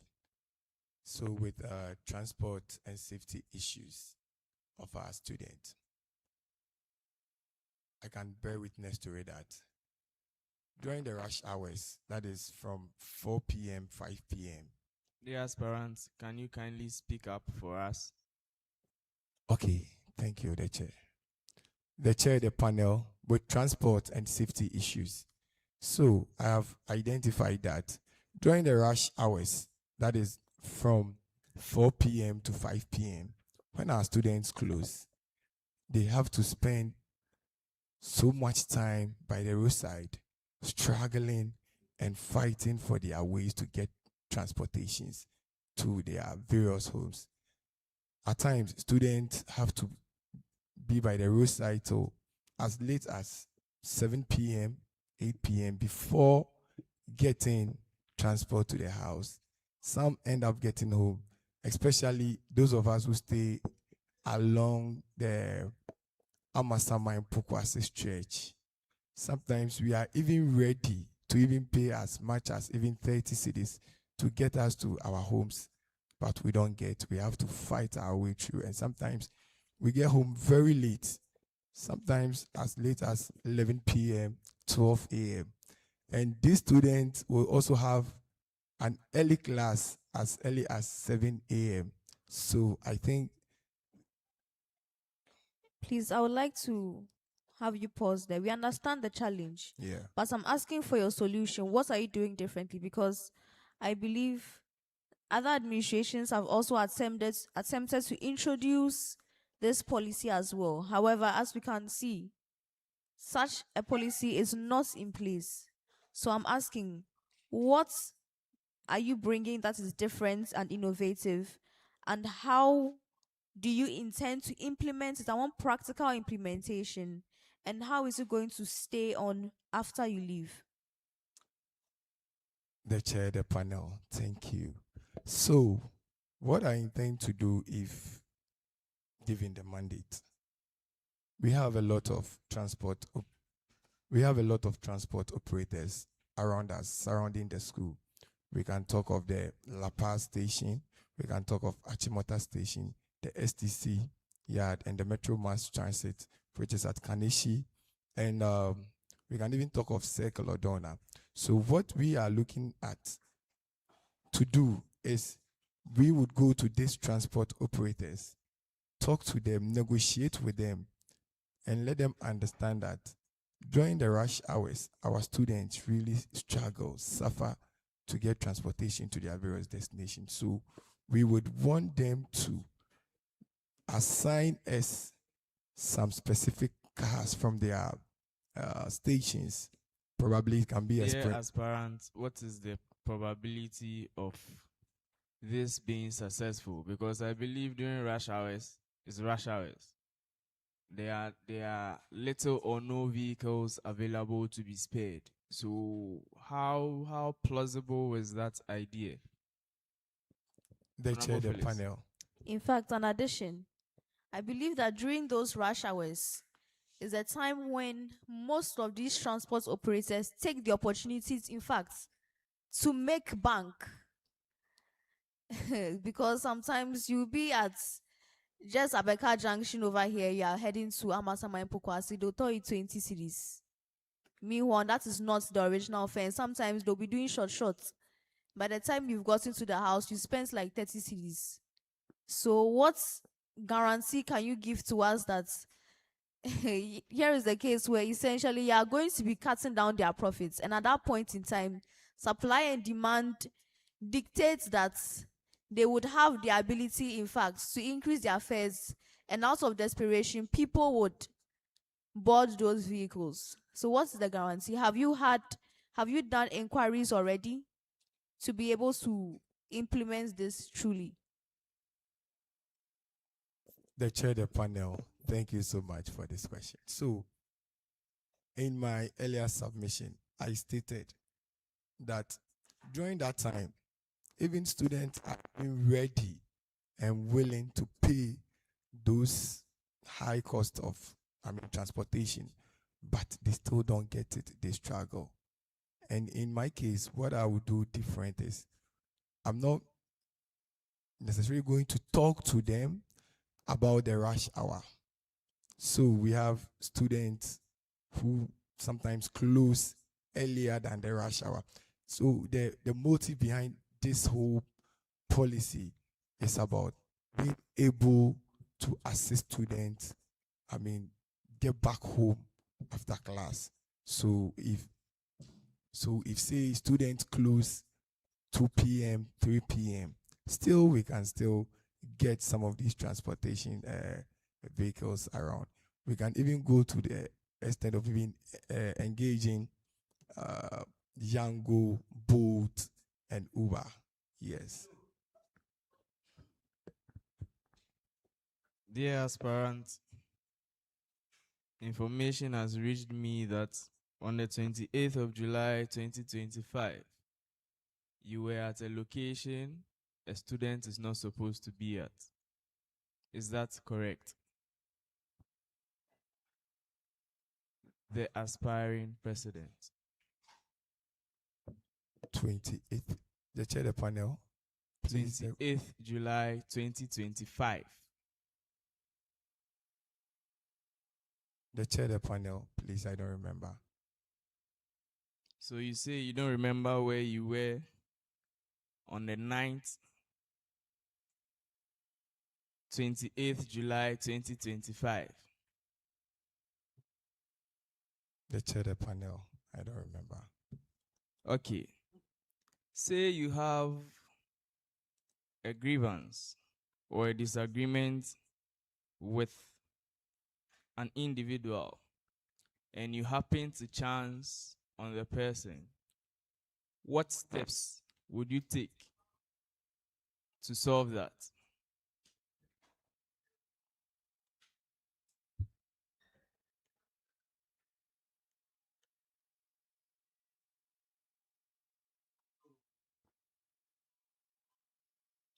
Sorry, the chair, the panel. Right Honorable, I thought you raised your hand, so I was waiting. I'm sorry, sir. Once The chair, look, the he's panel. even using his left to point you. With all due respect, let's be guided here. While you were asking, busy cooking and giving him the detailed question, our dear aspirant was dozing off, of which I saw in the video. His head was up and as if what you were saying was a statement. The chair, the panel. The chair, I would like to put on record that this is your house and not mine. I do not give permission to anyone to speak. Yes. The chair, but by the way, who gave him the chair did. The chair, the panel. I'm sorry for that. Please, with your question and what you said, I think I have recalled the incident and what happened. Respectfully, I want to apologize for what happened that day. Thank you. You didn't answer my question. What are the steps you would take in solving a disagreement you have with an individual? I didn't make any mention of any incident that occurred. So let us not dive into that. The chair, the panel, thank you. So I think the best solution is to have a personal engagement or conversation, seek clarifications why the individual did what he or she did. Thank you.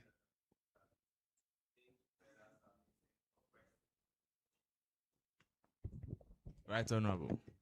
Yes, so as part of your policy statement, I see academic support. It says Wi-Fi enabled study spaces and dedicated examination zones and support academic excellence.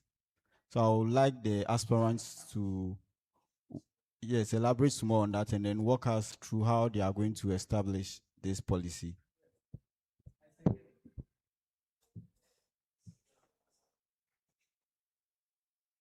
Chair, the panel, thank you for this question. With the examination zones, so the whole idea is when we are writing exams, normally, because most of the classrooms, I can say all the classrooms are being used for examination purposes. When we come on campus, we don't get places to sit, convenient places to sit and prepare ourselves for our papers. And that's why sometimes students have to stay home to prepare adequately before coming. And so that by the time they get to campus, they are just entering the examination room to, write the paper.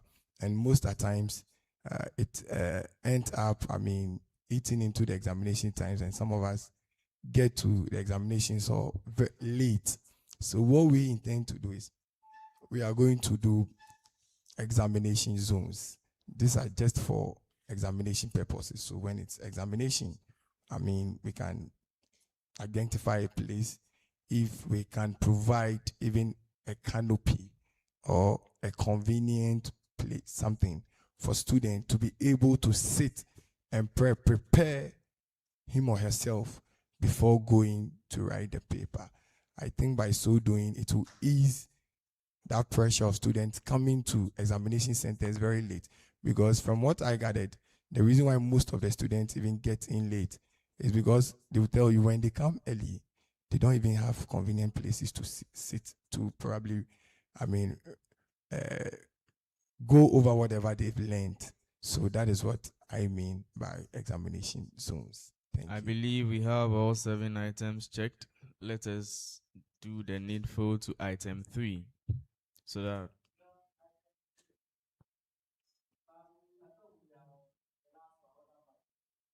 no, we've done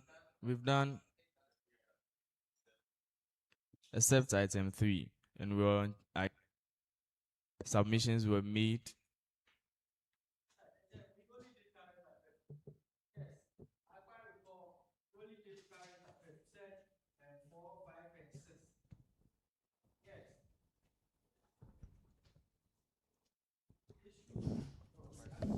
The president can testify. So we're asking questions solely on current affairs. Yeah, solely on current affairs. The chair, with all due respect, who gave him the permission to talk? Because I quite remember our honorable JC during current affairs was coming to give an answer, and then I interjected. Than asking the matters on item 6, yes, you gave the observers the chance to also ask their question before we move to item 7, which the gentleman here did that. Then I went on with my question for item 7. So it seems you weren't paying attention. That Please was come current, the chair, that, with your permission, No. that was current affairs. I No, remember. please. My question was on other matters.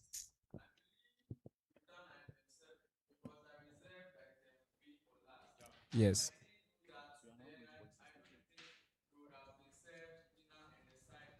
Indeed.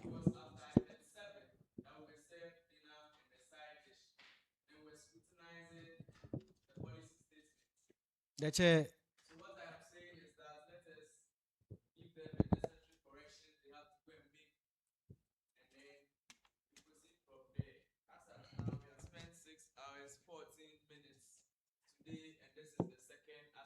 Yes.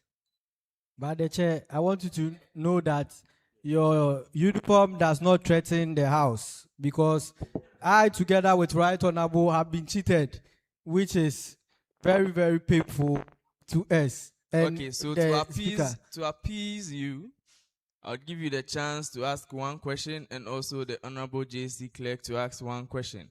Then we do the necessary corrections on item 3. Yes. Then we proceed. The I chair- believe that is fair. Thank you so much. All right, let's Indeed, go. you are neutral and independent. The chair, the reason why my Right Honorable said he needs to ask his question is he said most students have been presenting fake CVs. And if the president cannot, the vice president, the president has stated the school, so which is correct. But if the vice president, even if the headmistress doesn't know her, then the chair said, the Mr. Right Honorable Mausi said, then we should attack his skills. So when you look keenly, he said he has expertise in radio broadcasting.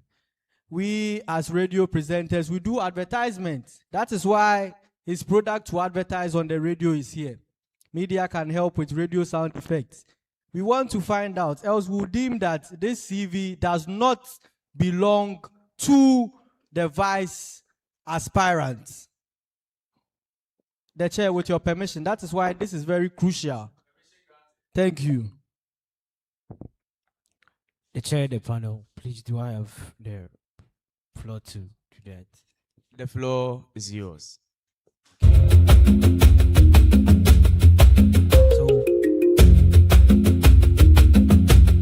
ladies and gentlemen, you're welcome to our radio channel. Today is your usual co-host.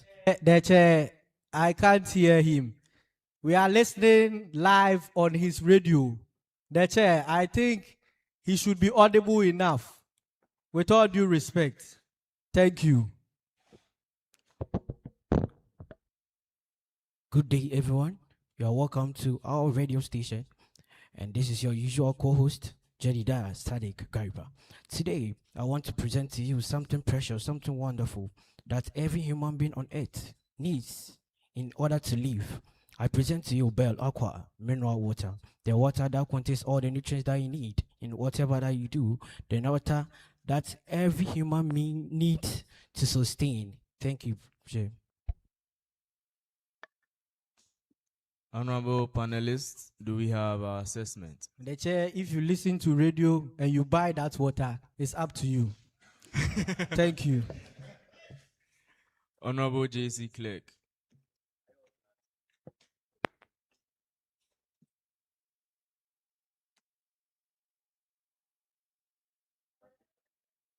My question is, as students raise a concern saying they want reduction of their fees, and they came to you as their president and they want you to lead them to do a demonstration because they voted for you, what will you do?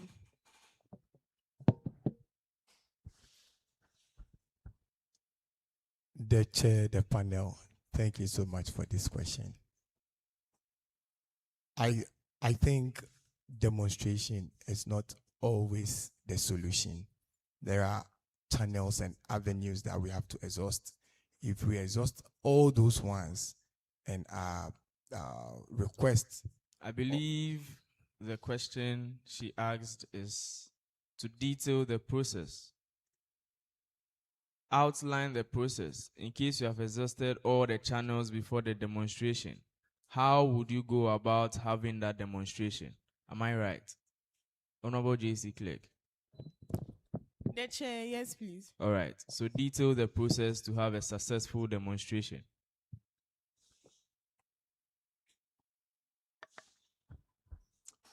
the chair, the panel, thank you so much.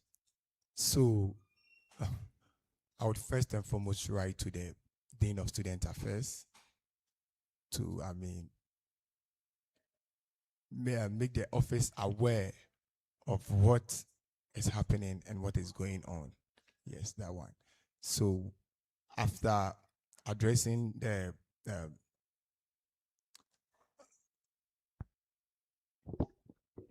Mr. Chair, I would like to ask the vice aspirant if he's okay, because I can see he's sweating and then it looks like he's under stress or something.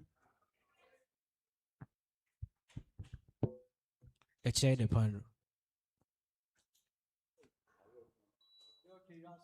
Is it because of the radio demo you did? Is your radio room hot, or we need to fix an AC there? The chair, the panel. Please, I am okay. You're okay? Yes, please. All right, right, Honorable. I think we can proceed. the chair, the panel. Respectfully, I don't even really subscribe to demonstrations, but when the need be, I think I would first and foremost write to the Dean of Student Affairs Office and prompt the office of what students intend to do. That is the first thing I would do. So upon her response, probably that office might advise us to either hold on so that proper stakeholder engagement or consultations will be done. But I don't think the demonstration will be needed because of increment of fees. I believe we have our answer. Yes, so corrections on item 3 and then we proceed.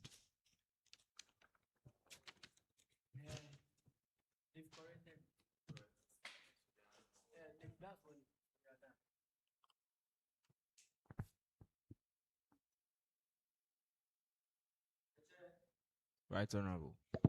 Thank you once again. I think the corrections have been made in the second data that you presented. All So, right.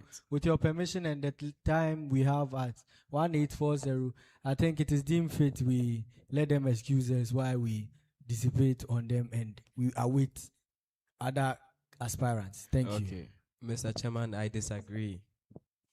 Chair, please, who gave the gentleman the permission to speak once again? We have orders and code of conduct Yes, here. we do. I think His Excellency is also aware I cannot walk into his office and do that. The chair, please, let's be guided. Thank you. Honorable, sorry, His Excellency, you now have the floor to speak. Thank you very much, Mr. Chairman. So, as Right Honorable Noad is saying, I disagree with him because I have come across some statements in the policy statement which do not have to be there in the first Kindly place. enlighten us so that we can do that quickly. Yes. So, at the last paragraph, there's a statement there that this is our idea. An SRC that does not simply campaign for votes, but earns trust through consistency, visible and measurable action. This statement to me sounds like a manifesto. Right, Honorable. Chair, with your permission, I think with the education I have from Cambridge, that is in UK, I think it is spelled out clear that this is our idea. We were talking about their personal ideas. So I think this is an idea or a statement. If this is our idea didn't come and it only projects as an SRC that does not simply campaign, then we will take it as a manifesto. But I think the idea nullifies that. I understand where it's coming from because his schooling was Ghanaian and locally. But the use of the word, this is our idea, I think it is fair they elaborate us on that idea. It could be a vision, or maybe it could be something that they dream of which we accept as policies. Yes. If the panelists will judge, if they have been to those tests that I've taken, they will understand. Sometimes I'm not expecting it from you, somebody who has critical thinking and difficult mind game question to even take this as a sentence. Thank you. Dear aspirants would you like to touch on that? The chair, the panel, no please. All right. Mr. Chairman, I also see in the third paragraph saying that, and unlike every campaign before us, we are not just asking for your trust. We are putting ourselves on record to earn it. I would like Right Honorable Nwad, with his education from Cambridge, to tell me if that doesn't sound like a manifesto again. The chair, you see where I was coming from.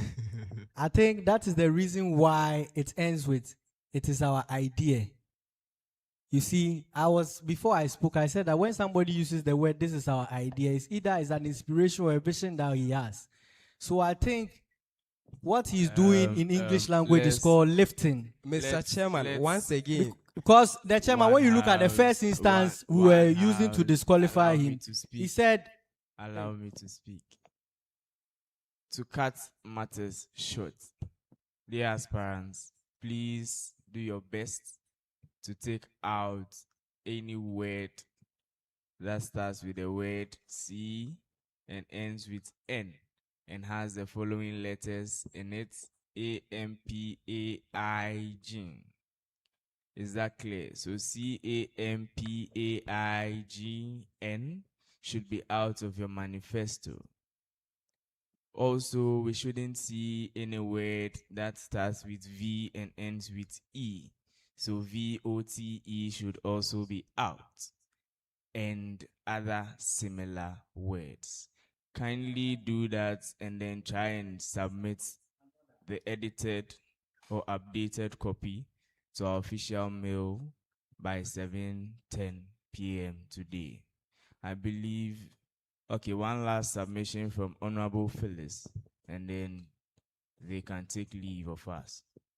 Thank you, the chair. And I believe that as they are making those adjustments, they should make sure that the wording is also very important. Phrasing is very critical. Yes. So they should work on this and make sure that it reflects a policy statement and not an attempt to sway the vetting panel.